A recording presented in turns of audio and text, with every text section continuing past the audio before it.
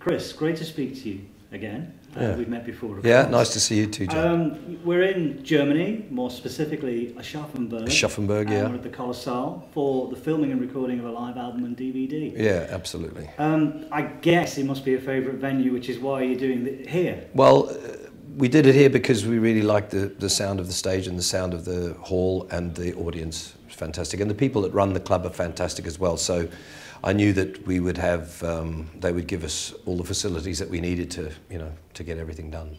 I was lucky enough to be here yesterday when you were routining a few things, filming some bonus material and also doing a few rehearsals. It sounds great inside the club, even without the audience in. So that it's when the audience are in, it's going to sound fantastic. Well, I hope so. The atmosphere as well. Yeah, absolutely. The DVD, of course, is the typical live set from your band, which is obviously Chris Thompson and the Mads Eriksen band. Yeah. I was looking at that and I said, is this specific for the DVDs to do? We do that all the time. Yeah, we do it. It's a long set. It's about 2 hours and 10 minutes. Yeah. It's got everything people want to hear. I think that's why it's ended up like that. I can't see anybody coming away from this gig or buying the DVD and being disappointed. There's an amazing amount of material. Well, I hope not. Yeah. Well, that's the idea. There's a lot of Earth Band material on there, of course. Yeah.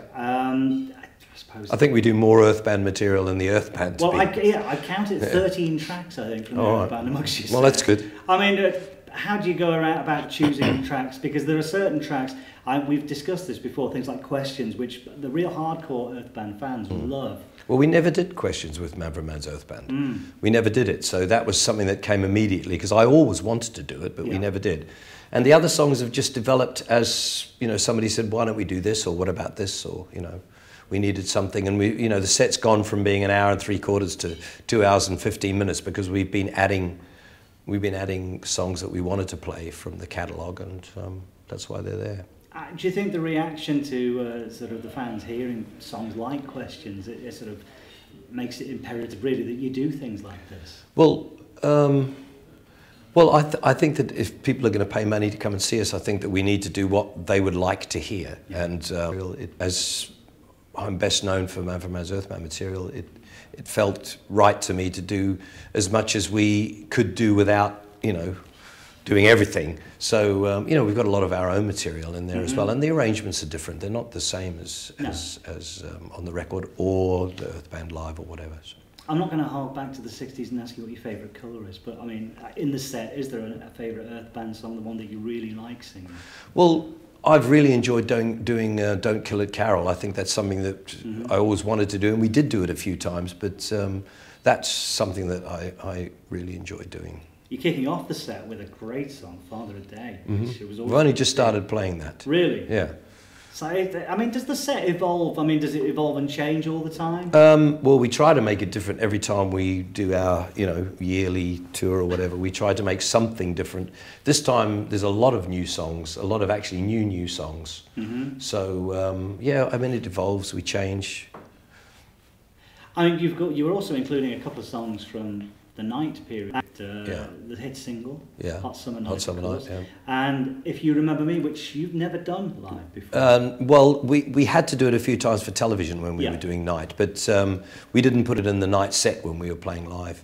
I just felt, it's something that I'd want to do. That's going to be great for the fans, though, because again, as you said, they haven't seen it in more than 30 years, 79 when that film came out, 79, yeah. So that's going to be a bit of a bonus for us. I hope so. We play it well. Now, speaking of bonus, I saw you yesterday running through a great readaptation and arrangement of Thunderchild, which of course people know you doing from War of the Worlds. And you were, just before Christmas, you were out with the War of the Worlds. Yeah, absolutely. Well, that kind of came from me pacing around my dressing room, running over the song myself on just my guitar, whatever guitar I happen to have with me, and it's kind of developed from there. And I asked the guys if they wouldn't mind playing it, and I think it's a different kind of a version. It's a little bit more rocky. Yeah. And of course, it's going to form part of the bonus material, as is the interview that we're doing now with the band as well. It will be, yeah. Well, I know time is pressing. You have to get ready for the show tonight. It's great to speak to you as ever. Good luck with the DVD tonight, and of course the upcoming tour, which is coming up again. You're coming here again later in the tour. Yeah. Good luck with that. Thank you. And Chris, as ever, great to Thanks speak very much, John. Take Cheers. care. Yeah.